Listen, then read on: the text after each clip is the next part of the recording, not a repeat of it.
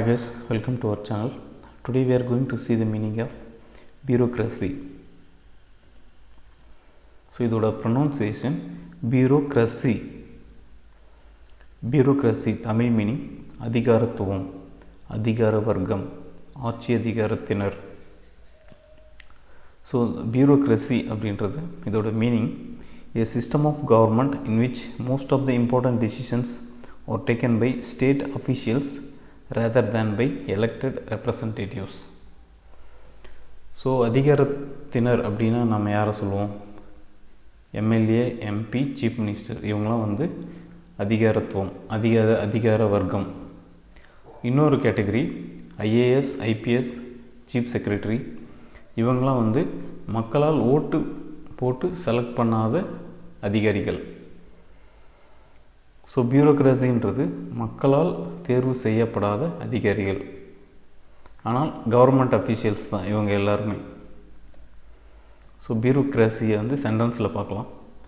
India's bureaucracy is worst in Asia. BBC news 2012. So BBC நியூஸில்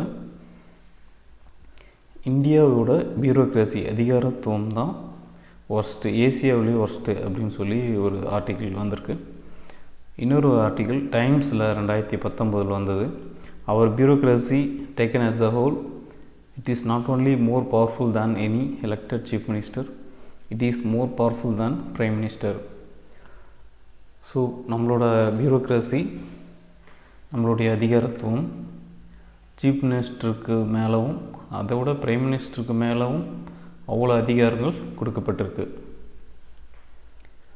so bureaucracy அதை நீங்கள் ஈஸியாக ஞாபகம் வச்சுக்கலாம். ஒரு அதிகாரி, அவங்க மக்களால் தேர்வு செய்யப்படாத அதிகாரி. ஸோ இதுக்கு பெஸ்ட் எக்ஸாம்பிள் கலெக்டர் சகாயம் அவர்கள். கலெக்டர் சகாயம் அவர்கள் இவர் தமிழ்நாட்டிலேயே ஒரு லஞ்சம் வாங்காத ஒரு சிறப்பாக செயல்படுற ஒரு அதிகாரி. ஸோ இவங்க பீலா ராஜேஷ்.